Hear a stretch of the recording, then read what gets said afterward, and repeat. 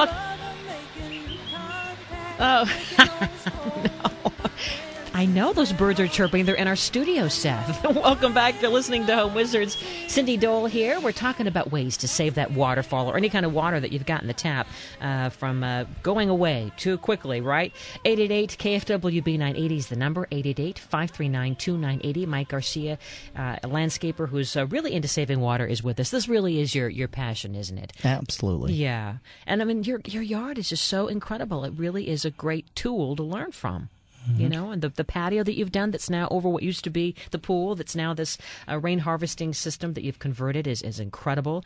And you were getting to more of the irrigation part and how we're learning from Vegas, from the Wynn Resort to others. Explain why this is a newer method and how it's improved upon the underground drip system. Right. Well, you know, the whole idea behind drip irrigation is that you want to get water to it right where plants need it at the roots. This is deeper than it used to go, or no? It's about 3 inches down. If you're going to do it for grass, can you believe that? You can actually, for homes now, we're actually installing sprinklers for grass, but these sprinklers are about 3 inches under the ground.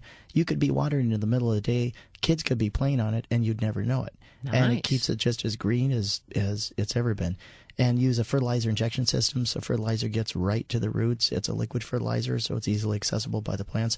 So it's a fabulous system, and we've been using it. And I use the product Netafim because it comes from Israel, and it's better than anything. What's it called? Netafim? Netafim. Right? Netafim. It's what the M Hotel in Las Vegas used. 90 miles of it, if you can imagine that. 90 miles of drip. And so to do that for grass, it sounds like then that's kind of the way to still have your cake and eat it too, like you say, and to have some lawn for those of people who don't want to lose the lawn. Yeah, if you have children, if you have a dog, you got to have some lawn. Yeah.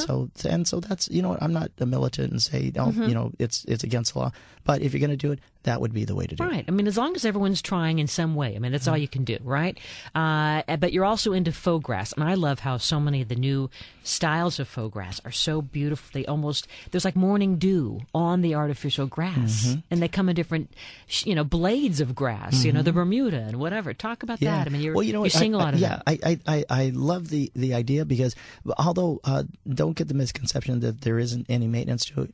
Just like when you get your car washed every week or every 2 weeks, you know, that soot, that sediment that happens, well, you're going to get the same thing on your faux grass. So you're going to need to eventually clean it. Also, be careful. One point, it has so many positives, but if, let's say, you have a big oak tree and you're in San Fernando Valley and your oak tree is surrounded by grass and you decide, well, I want to go ahead and put a bunch of synthetic turf.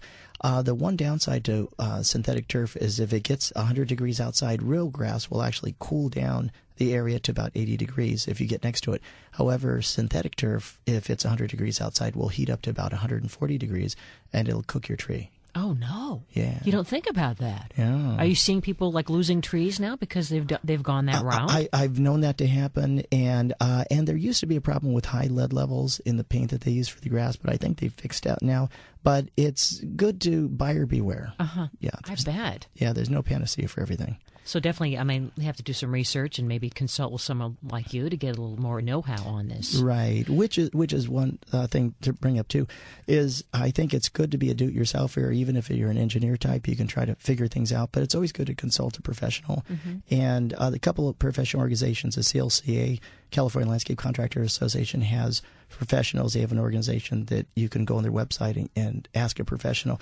And even the Latino gardeners have organized into an organization called All Pro, and they too are the whole idea behind it is to try to educate the mow and blow guys so that they can start saving water too. Because like you were talking, the irrigation system, everything, it's all kind of a connected thing. It's a balance, right? With drip irrigation, there is, if you read the book, there is some algebra, and I know algebra is not something that everybody relishes. I mean, there's a few math majors out there listening that. It all depends what kind of teacher you had.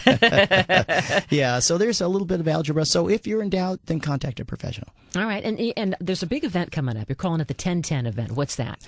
10-10-10. It only comes around once a century. And this is the Sustainability Summit. It's actually put on by the city of Manhattan Beach. What they're going to do is they're going to be extremely proactive. They decided, you know what, we want to take the bull by the horns. We want to create a water awareness day.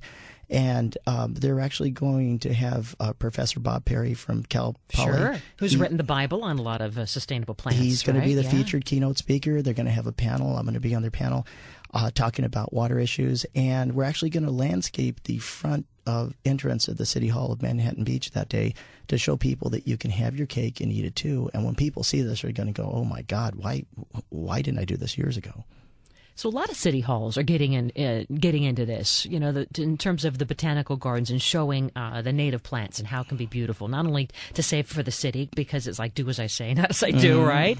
But it's a good little instrument to learn from. And I think that we right now have to make sure that we're going to make a difference for the future generations. If we don't start now, water districts have said that, you know what, if it gets bad enough, we're just going to shut off water outdoors.